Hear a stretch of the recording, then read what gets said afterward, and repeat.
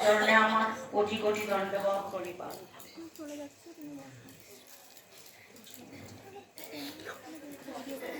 আমার পরম আরাধ্য দীক্ষা গুরুদেব এবং শিক্ষা গুরুদেবের অশেষ এবং অহৈতুকী কৃপায় প্রতি বছরের ন্যায় এবছরও এই যে 9 দিন ব্যাপী আমাদের সকলের পরম আরাধ্য গুরুদেবের ইচ্ছায় তার সমস্ত সভাপতিত্বে এই যে গীতা জয়ন্তী উৎসব লক্ষ্মীনারায়ণ মন্দিরে এই বছর অনুষ্ঠিত হচ্ছে। সেখানে আজকে গীতা জয়ন্তীর 8ম দিবস। এই মন্দিরের শ্রী বিগ্রহ শ্রী লক্ষ্মী নারায়ণের চরণে কোটি কোটি প্রণাম জানিয়ে গীতার সম্বন্ধে কিছু আলোচনা চেষ্টা করছি।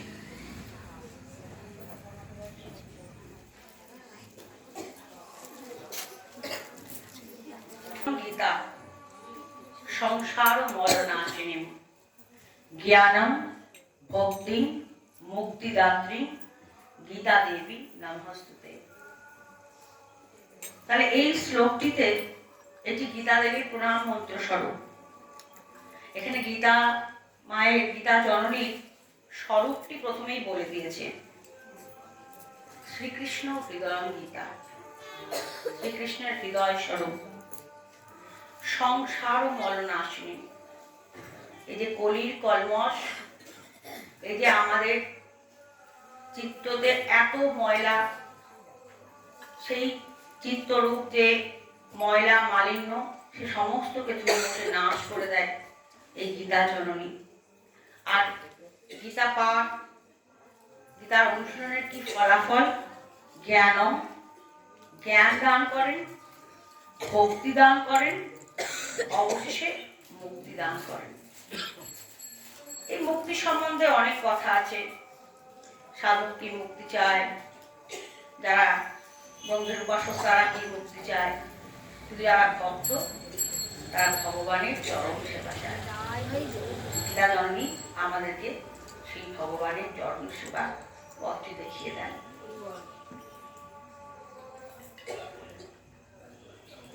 আবার দেখুন গীতার সম্বন্ধে, গীতা জননীর সম্বন্ধে কত কিছু বলছেন। গীতা সুগীতা কর্তব্যা কিমন্বয় শাস্ত্র বিস্তরয় ইয়া স্বয়ং পদ্ম নামাবশ্য মুখ পদ্মা বিনিশ্রিত। অর্থাৎ স্বয়ং পদ্মনাভ, স্বয়ং গোবিন্দের মুখলিখিত বাণী, মহাভারতেরই একটি অংশ। বহুবার এই কথাগুলি আলোচিত হয়েছে, তবুও এই কথার তো কোনো শেষ নাই। মহাভারতের ভীষ্ম পর্বে এই ভগবত গীতা, ভগবান গীতার যে জ্ঞান তা অর্জুনকে দান করেছিলেন মহাভারতের ভীষ্ম পর্বে। এবং কুরুক্ষেত্রের যে 18 দিন ব্যাপী যুদ্ধ চলেছিল, সেই যুদ্ধের শুরুর আগে অর্জুনকে এই গীতার জ্ঞান ভগবান স্বয়ং দান করেছিলেন।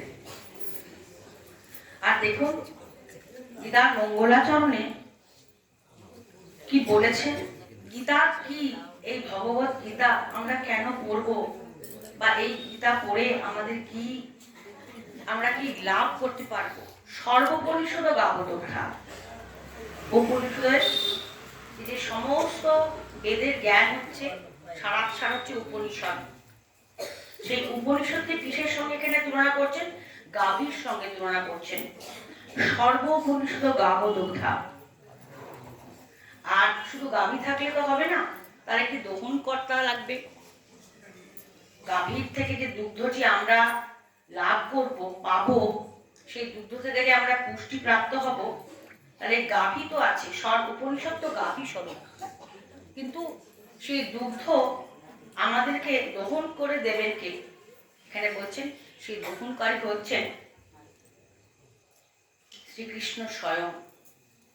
আচ্ছা, দহন কর্তা তো পেলাম, শ্রীকৃষ্ণ নয় দহন কর্তা, কিন্তু গাভী আছে, দহন কর্তা আছে, তবুও কিন্তু আমরা দুগ্ধ পেতে পারি না যদি গো বৎস না থাকে। যতক্ষণ না অবধি সেই গাভীর সেই বাটে যদি আমাদের গো বৎস আমাদেরকে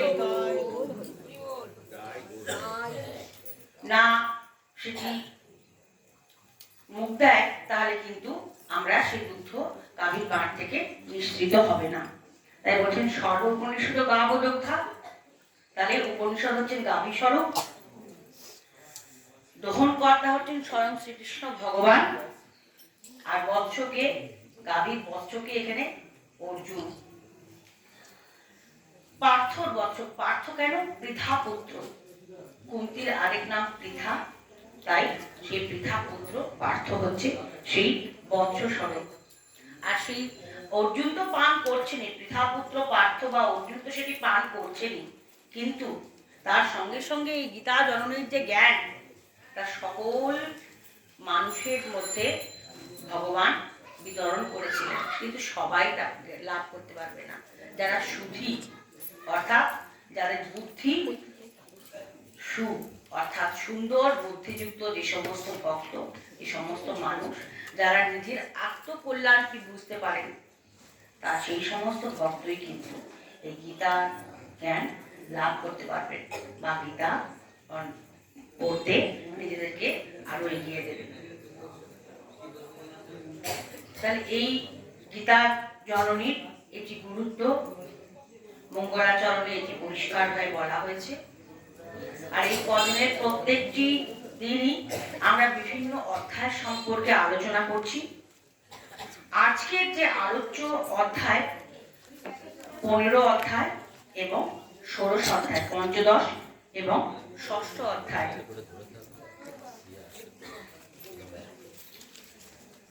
পঞ্চদশ অধ্যায়টির নাম পুরুষোত্তম যোগ। আর আরেকটি কথা না বললেই নয়, গীতা জননী 18টি অধ্যায় বিভক্ত, 18টি অধ্যায়, 700টি শ্লোক, তাই গীতা জননীর অপর নাম সপ্তশতী।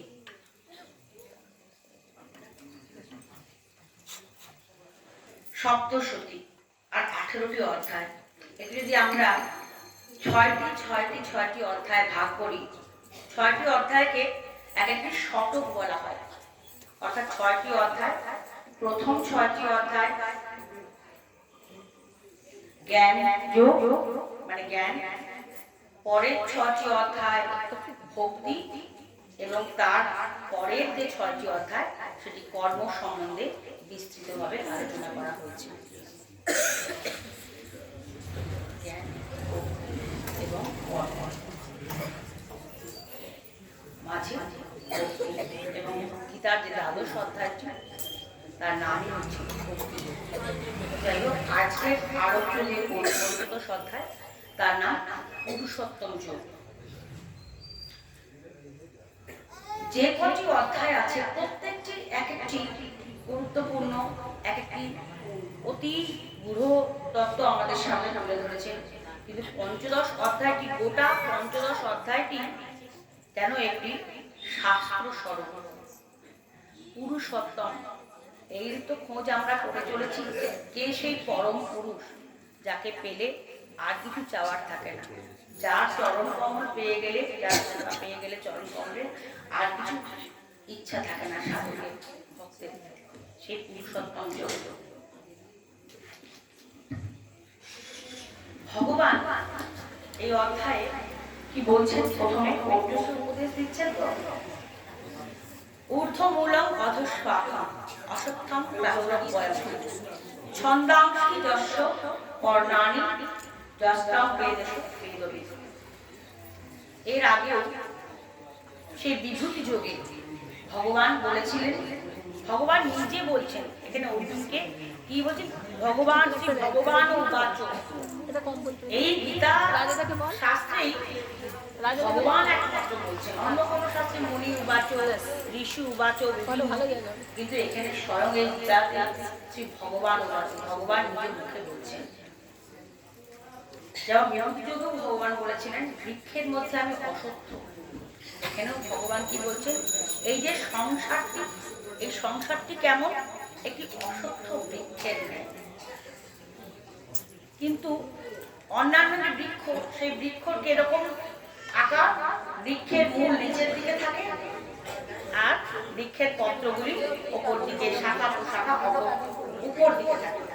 কিন্তু এই সংসার বৃক্ষে উল্টো। সংসার বৃক্ষের মূলটি ঊর্ধ্ব দিকে, অর্থাৎ উপরের দিকে। অধঃশাখা, শাখা প্রশাখাগুলি উপর এবং নিচে বিস্তৃত। ছন্দাংশী যথা কর্ণায়, ছন্দাংশী অর্থাৎ বেদ, বেদ মাতা ইহার পত্র স্বরূপ।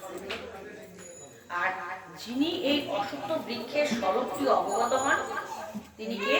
তিনি বেদবিদ, অর্থাৎ তিনি বিদ্বান, তিনি বিশেষভাবে এই অসত্য বৃক্ষটি জানেন, তিনি হচ্ছেন বেদবিদ।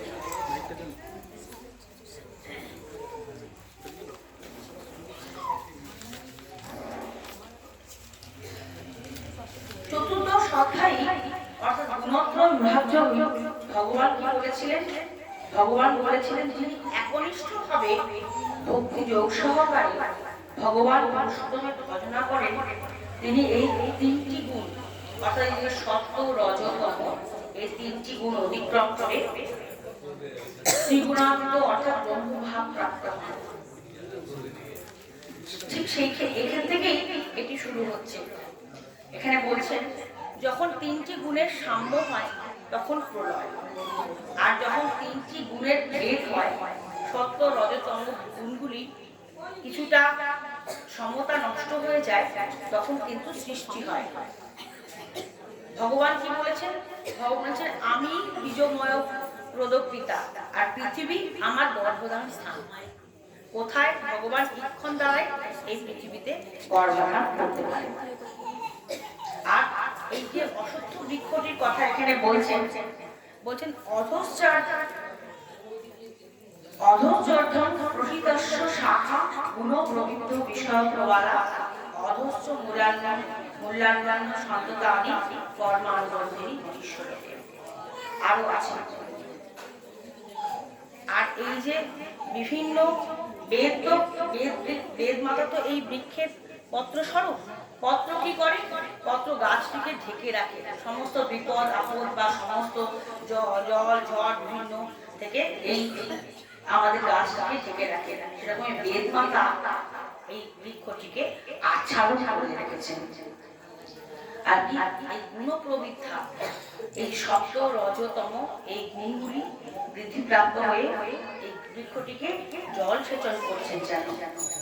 আর বিষয় রূপ, রস, গন্ধ এই সমস্ত হচ্ছেন এই বৃক্ষের কচি পাতা। আরো আছে, এখানে শেষ নয়। এই বৃক্ষটির বর্ণনা, বৃক্ষটির প্রধান যে মূলটি সেটি কোথায়? ঊর্ধ্ব দিকে। অর্থাৎ সেই মূলটি কে? সেই মূলটি হচ্ছেন স্বয়ং ভগবান। কারণ জীবের স্বরূপ হয় নিত্য কৃষ্ণ দাস, আমরা সেই অমৃতের পুত্র, সেখান থেকেই এসেছি। তাহলে জীবের মূলটি কিন্তু উপর দিকে, অর্থাৎ ভগবানই কিন্তু সমস্ত জীবের মূল স্বরূপ। এই যে সংসার বৃক্ষের মূলটিও তাই ঊর্ধ্ব দিকে। কিন্তু এখানে প্রচুর আগাছার মতো, যেমন বট, অশ্বত্থ, বিভিন্ন বৃক্ষে কি দেখা যায়? ঝুরি নামে। এই ঝুরি নামার ফলে কি হয়? সেই ঝুড়িগুলি কিন্তু আসল মূল নয়, ঝুড়িগুলি হচ্ছে অবান্তর মূল। সেই অবান্তর মূল সেই বৃক্ষটিকে যেন মাটির সঙ্গে কামড়ে ধরে রাখে। এখানে অবান্তর মূল কোনগুলি? এই যে আমাদের কামনা, বাসনা, বিভিন্ন যে ইচ্ছা, লোভ, মদ, মাৎসর্য, এইগুলি হচ্ছে এই অবান্তর মূল স্বরূপ, যেগুলি সংসারে মানুষকে বন্ধন করে রেখেছে। আমাদের মূল তো আসল গোবিন্দ। তাই জন্য এই যে সংসার রূপ যে অসত্য রূপ বৃক্ষটি, তার মূল কিন্তু আসল মূল কিন্তু ঊর্ধ্বমূলক, মূল উপর দিকে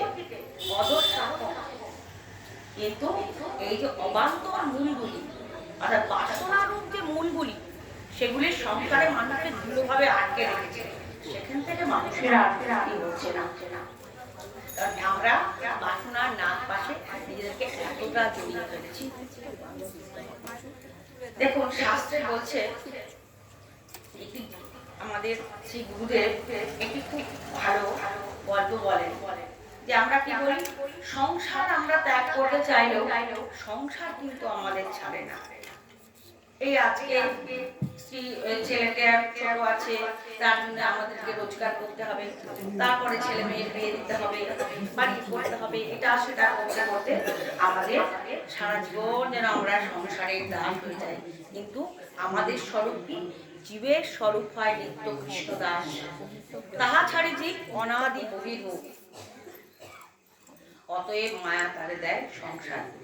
তাহলে এই অবান্তর মূলগুলি হচ্ছে আমাদের কামনা বাসনার। শ্রী গুরুদেব কি বলেন, একটি গল্প বলেন যে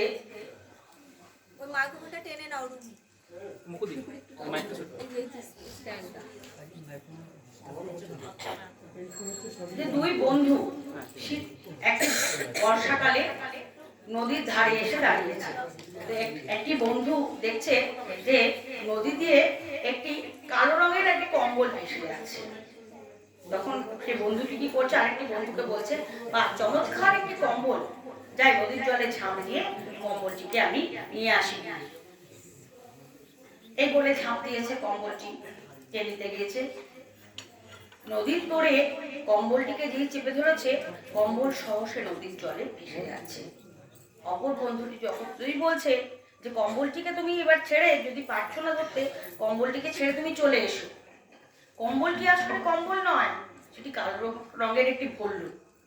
আর সেই বন্ধুটি তখন কি বলছে, কম্বলটিকে আমি ছাড়তে চাইলেও কম্বল কিন্তু আমাকে ছাড়ছে না।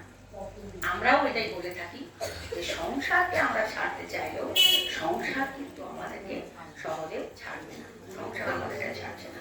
কিন্তু গীতা এখানে কি বলেছেন, যে কিভাবে এই সংসার বন্ধনটিকে ত্যাগ করতে হয়, কিভাবে সংসার বন্ধনটিকে ছেদন করতে হয়। বলছেন যে এর মূলটিকে বৈরাগ্যরূপ যে শস্ত্র দ্বারা, বৈরাগ্যরূপ কুঠার দ্বারা এটিকে দৃঢ়ভাবে ছেদন করতে হয়, খুব দৃঢ়ভাবে। এটি সহজে কিন্তু সংসার বন্ধন ছিন্ন করা যায় না। দেখুন গীতার আরেকটি জায়গায়ও ভগবান বলেছেন যে অভ্যাসের জন্য কৌন্তেয় বৈরাগ্যের চরিত্রে, অর্থাৎ বৈরাগ্যের দ্বারাই আস্তে আস্তে আস্তে আস্তে ক্রমশ একদিনে এটি হবে না।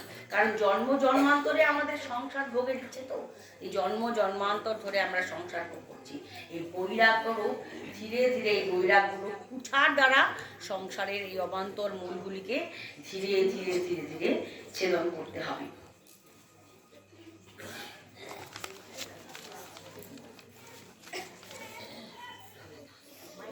কারণ কি?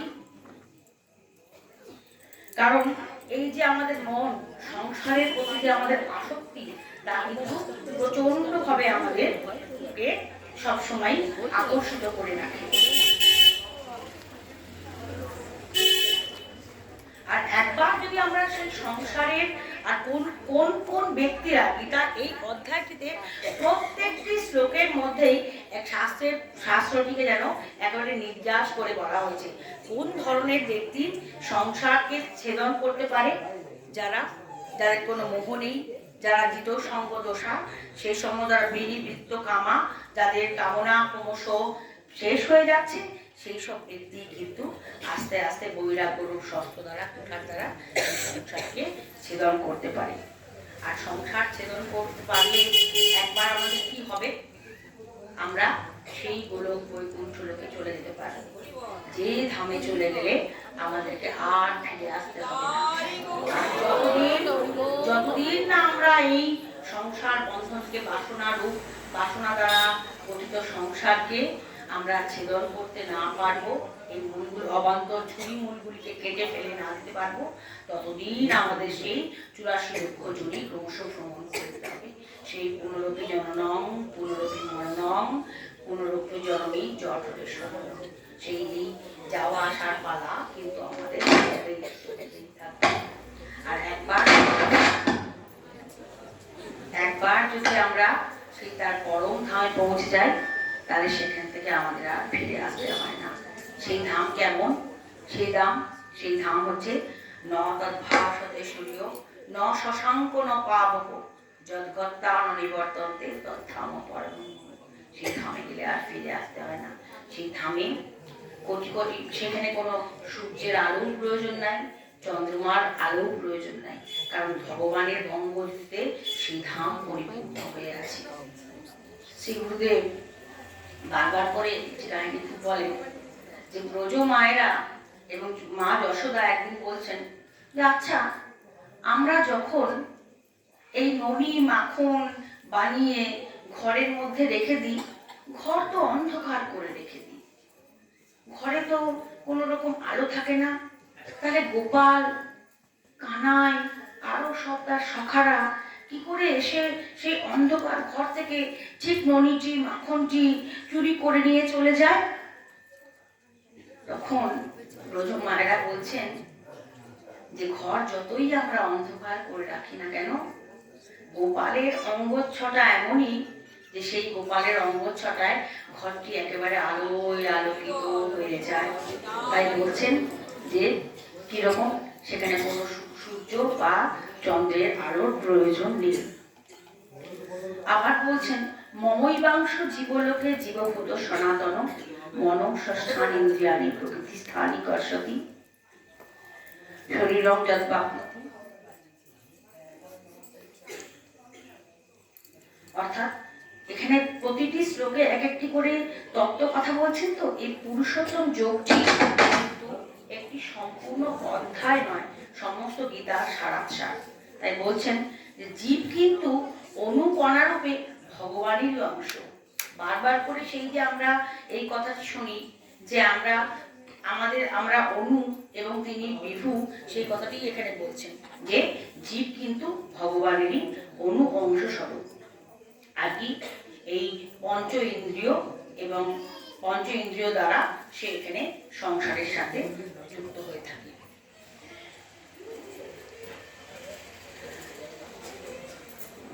এবং সে শুধু পঞ্চ ইন্দ্রিয় দ্বারা এই বিষয়রূপ যে সমস্ত কিছু তা ভোগ করতে থাকে, বিষয় ভোগ করতে সে এখানে থাকে। আর এখানে একটি বিশেষ কথা বলেছেন যে উৎক্রামন্তম স্থিতম বাপি ভুঞ্জানম বা গুণান্বিতম বিমূঢ়া নানু পশ্যন্তি জ্ঞানচক্ষুষ। অর্থাৎ যখন এই দেহটি আমরা ত্যাগ করি, এখানে যেমন দ্বিতীয় অধ্যায়ে সাংখ্যযোগে বলেছেন আত্মার স্বরূপ বর্ণনা করেছিলেন তো ভগবান, যে আত্মার কখনো মৃত্যু হয় না, আত্মাকে কোনো কিছু দ্বারা হত্যা করা যায় না, তাকে কোনোভাবে অগ্নিতে দহন করা যায় না, তাকে কোনোভাবে হত্যা করা যায় না, কোনো অস্ত্র শস্ত্র দ্বারা ছেদন করা যায় না। সেরকমই আমরা যতদিন এই যে বলছেন যে জীব যখন এই বাসনা দ্বারা এই সংসারে থাকে, তারপরে সে একটি শরীর, এখানে দুটি শরীর থাকে, একটি স্থূল শরীর যা দ্বারা আমরা রূপ রস গন্ধ পঞ্চ ইন্দ্রিয় দ্বারা সমস্ত বিষয় ভোগ করি, আরেকটি হচ্ছে সূক্ষ্ম শরীর। সেই সূক্ষ্ম শরীরটি আমরা যখন প্রাণ ত্যাগ করি তখন সেই স্থূল দেহটি পড়ে থাকে, সেই সূক্ষ্ম শরীরটি আমাদের সেই প্রাণ ত্যাগের সময় বেরিয়ে যায় এবং আমরা কর্মফল অনুযায়ী সেই সূক্ষ্ম শরীরটি দিয়েই নতুন একটি স্থূল শরীর লাভ করি। এটি হচ্ছে বলছেন। আর কিভাবে যান, যেমন ফুলের বায়ুর সঙ্গে ফুলের গন্ধটিও ভেসে ভেসে যায়, সেরকমই এই আমাদের প্রাণ ত্যাগের পরেও স্থূল শরীরটি পড়ে থাকে, আমাদের সূক্ষ্ম শরীরের সঙ্গে আমাদের আত্মাটি কিন্তু অন্য একটি শরীরে কর্মফল অনুযায়ী অন্য একটি শরীরে গিয়ে প্রবেশ করে এবং তার অন্য যদি আমরা সৎ কাজ করে থাকি, যদি আমাদের ভালো কর্মফল থাকে, তাহলে আমরা দেবতা শরীর লাভ করতে পারি, যদি আমরা আমরা মনুষ্য দেহ লাভ করতে পারি, আর যদি আমরা আমাদের কর্মফল অনুযায়ী কিন্তু আমরা নিম্নজনীয় পশ্চাৎজনীয় প্রাপ্ত হতে পারি। এখানে এই অধ্যায়ে ভগবান কিন্তু যেমন করে বিভূতি যোগে বলেছেন তার স্বরূপ সম্বন্ধে, যে আমি বৃক্ষের মধ্যে অশ্বত্থ, আমি প্রাণীগণের মধ্যে ঐরাবত, এখানেও কিন্তু সে একই কথা বলছেন, যে সেই অধ্যায়ে বলছেন যে তিনি হচ্ছেন তারই যে সমস্ত চন্দ্ররূপে যে রস, সেই রস শস্যাদির মধ্যে তিনি স্রষ্টাদির মধ্যে প্রবেশ করান। সেই চন্দ্রের চন্দ্ররূপ, যে চন্দ্রের যে আভা, চন্দ্রের যে স্মিত, যে চন্দ্রের তো সূর্যের মতো প্রচন্ড বেশি তেজ নেই, চন্দ্রের নরম আভা, নরম আলো সেই শস্যর মধ্যে প্রবেশ করান। আর কি, এই বৈশানর বা জঠর অগ্নিরূপেই তিনি এই চর্ব, চুষ্য, লেচ্ছ, পেয়, এই 4 প্রকার খাদ্য, তিনি খাদ্যকে হজম করতে বা খাদ্যকে পরিপাক করতে তিনি সাহায্য করেন।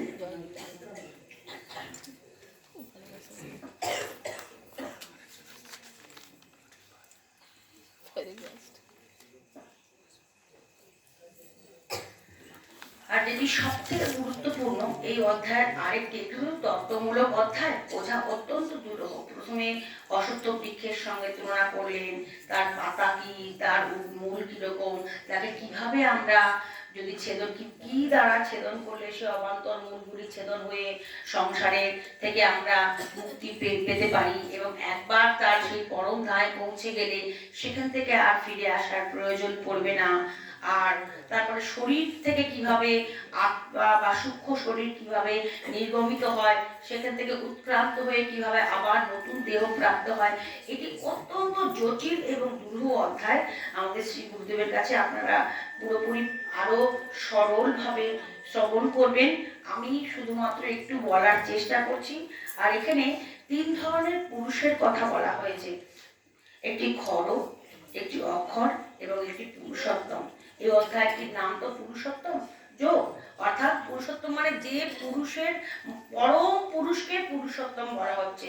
তিনি এখানে পরম পুরুষকে, এখানে ভগবান শ্রীকৃষ্ণই হচ্ছেন পরম পুরুষ, তিনি অসমর্থ পুরুষ, তার উপরে আর কোনো পুরুষ নেই। এখানে খর বলতে এখানে জীবাত্মা, আর অক্ষর বলতে এখানে যে পরমাত্মা, যিনি 2টি পাখির কথা দেখবেন আমাদের শ্রী গুরুদেব বলবেন।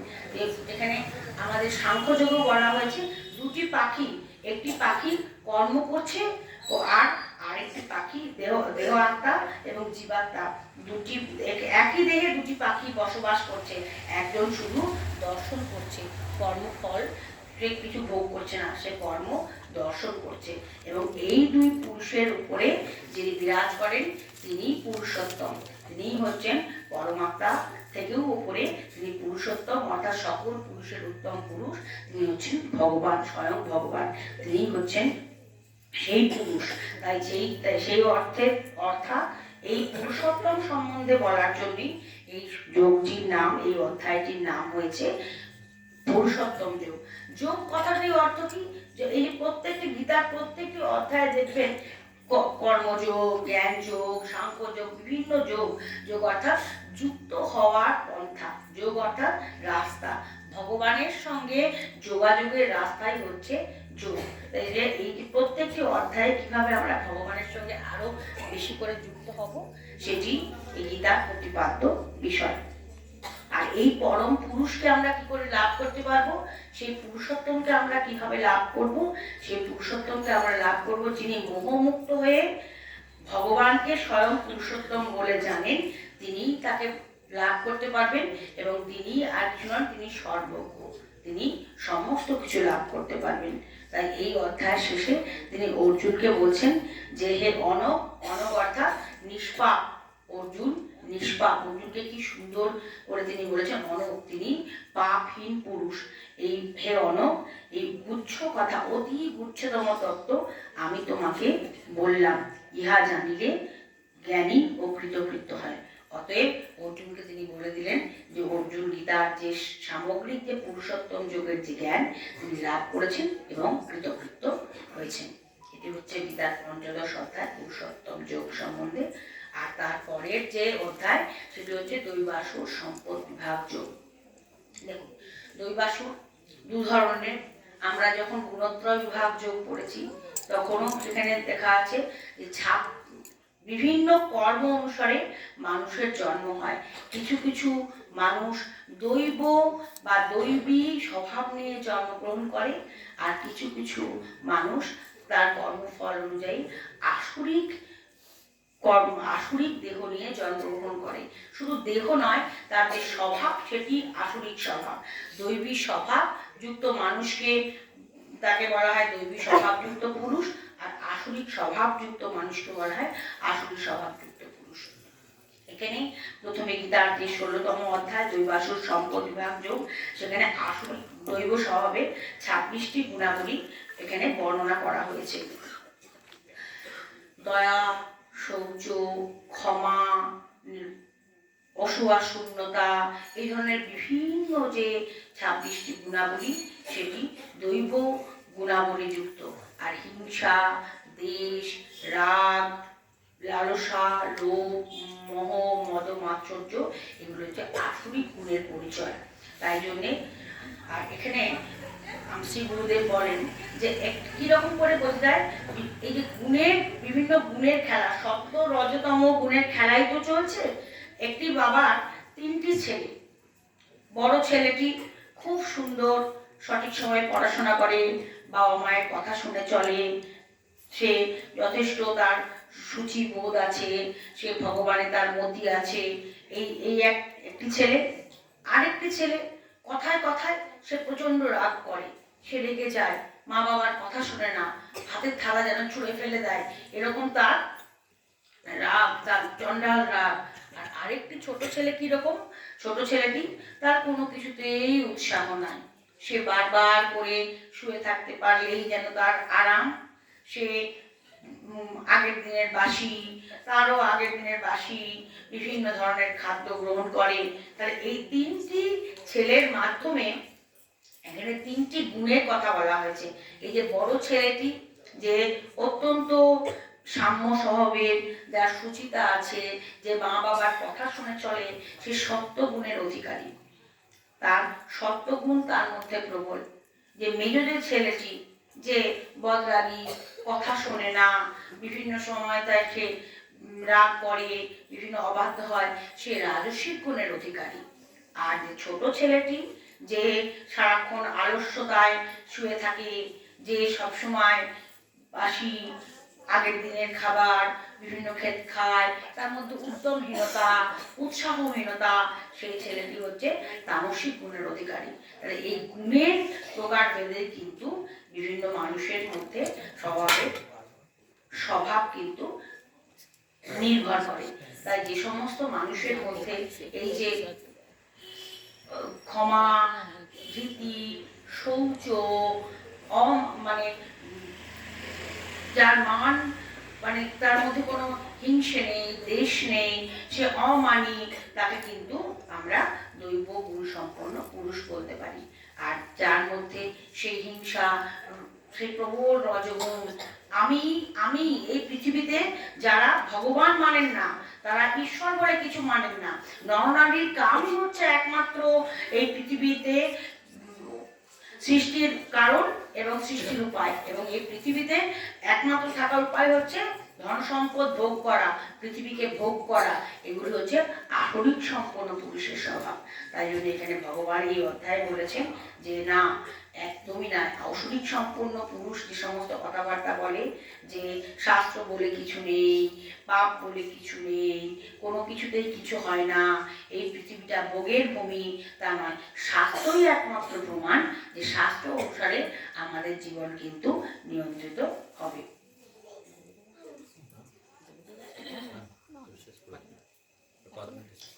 তাই জন্যে এই যে এই গুণত্রয় যোগের পরে দৈবাসুর সম্পদ বিভাগ যোগেও বিশদভাবে ভগবান আলোচনা করেছেন দৈবী সম্পদ কি, দৈবী স্বভাব কি এবং আসুর স্বভাব কি। তাই জন্যে এই 16 অধ্যায়ের এটি প্রতিপাদ্য বিষয়। এবারে আমাদের শ্রী গুরুদেবের পরিশ্রিত অমৃতময় গীতার ব্যাখ্যা 15 এবং 16 অধ্যায়ের ব্যাখ্যা আমরা এখন শ্রবণ করবো।